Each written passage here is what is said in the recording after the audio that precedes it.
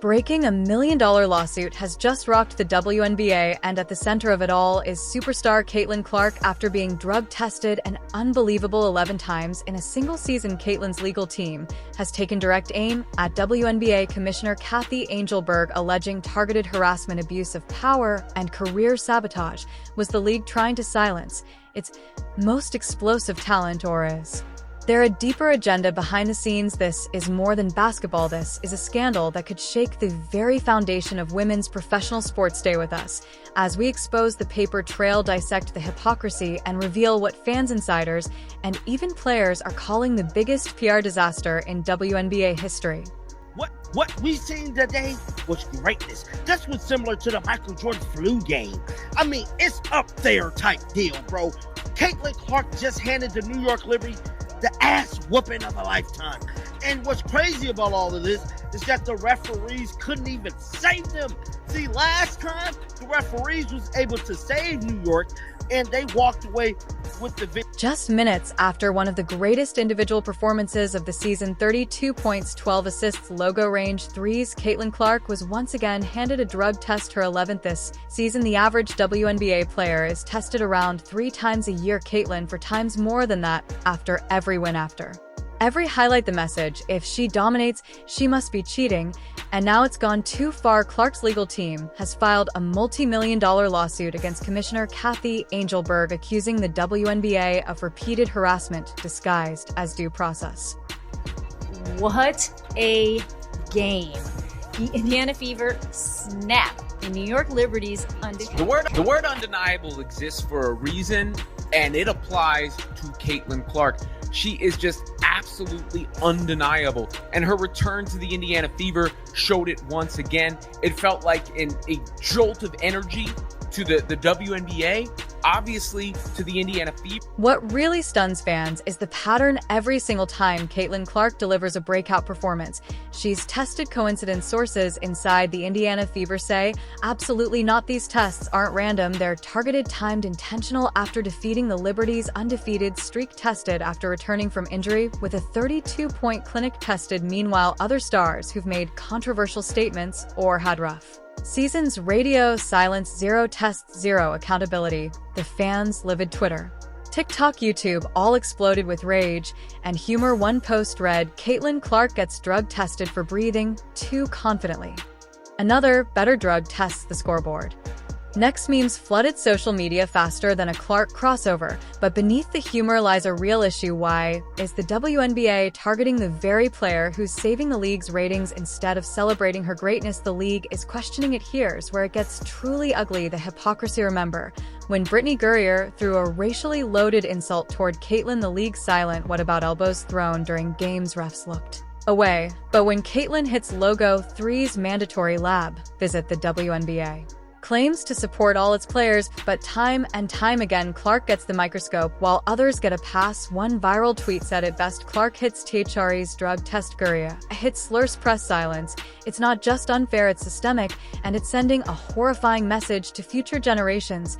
Now the legal gloves are off. Caitlin's legal team has filed a formal lawsuit accusing the WNBA of creating a hostile work environment, targeted harassment, violating collective bargaining protocols. If successful, this suit could cost the league millions and force Commissioner Angelberg into the public spotlight with no place to hide. Sources close to the case say Clark's legal team will demand transparency on all drug testing records, internal communications, and test selection criteria. In short, the truth is coming out, and the league may not be ready. The damage already spreading. Sponsors are watching, fans are speaking out, the league's credibility hanging by a thread. Some brands reportedly pausing negotiations due to concerns about internal bias. Social media is flooded with hashtags stand with Clark, hashtag stop the targeting. The Fever's next game already predicted to sell out, but not just in support of the team, in protest of the league. This scandal isn't over, it's just beginning.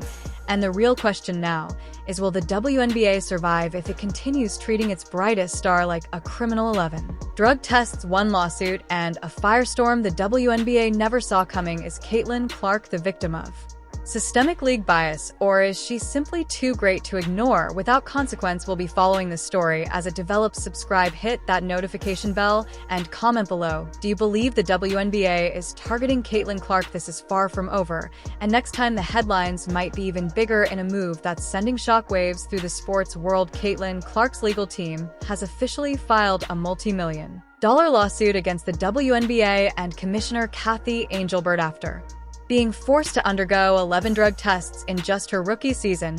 Was this league's brightest star targeted? Is this personal, or worse, was this a calculated campaign to tear down a once in a generation talent? Tonight we uncover exclusive details the league doesn't want you to know, and trust me, by the end of this video your view of the WNBA might change forever. Let's get straight to the facts. Caitlin Clark has reportedly been tested 11 times since entering the WNBA just months ago. That's more than any other player in the league. To compare, most players get tested just once or twice per season.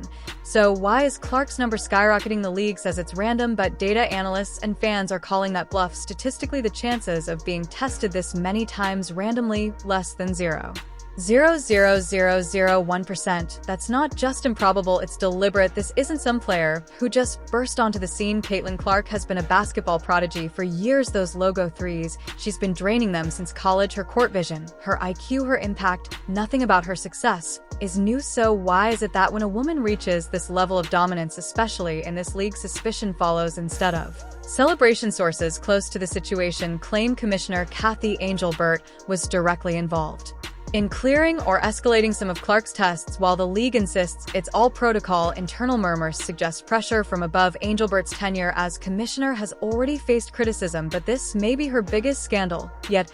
If this lawsuit reveals intentional targeting, it could mean resignations and a PR crisis. The league may not recover from the court of public opinion has already spoken. Social media has erupted. One fan put it best: the WNBA can't handle a real superstar. Another joked that Caitlin's drug test count is higher than most players' points per game. It's funny until it's not, because this isn't just about optics, it's about the message being sent to every girl watching: if you're too good, we'll try to break you down. And now it's official, Caitlin Clark's legal team has filed a multi-million-dollar lawsuit against the WNBA and Kathy Angelbert for harassment, workplace misconduct, and targeted discrimination. The filing accuses the league of violating its own collective bargaining agreement and claims Clark's repeated testing amounted to psychological intimidation and defamation. Insiders say the lawsuit could trigger an internal review of Angelbert's conduct and possibly expose communications behind the testing orders. Coaches and teammates have begun speaking out. Fever insiders describe Clark as drained emotionally and physically from the scrutiny. One assistant coach said, "We prep for every game not knowing if she'll be dragged off for another test." Even opposing players are starting to side with her, privately admitting this is no longer about safety or fairness, it's political. Caitlin Clark isn't just a player, she's the reason millions are tuning into the WNBA for the first time. She's raised ratings, ticket sales, and global attention. But if this lawsuit succeeds, the message to sponsors and fans is clear: the league punished the very athlete who saved it. And if young college stars see this happening to Clark, why would they risk their careers?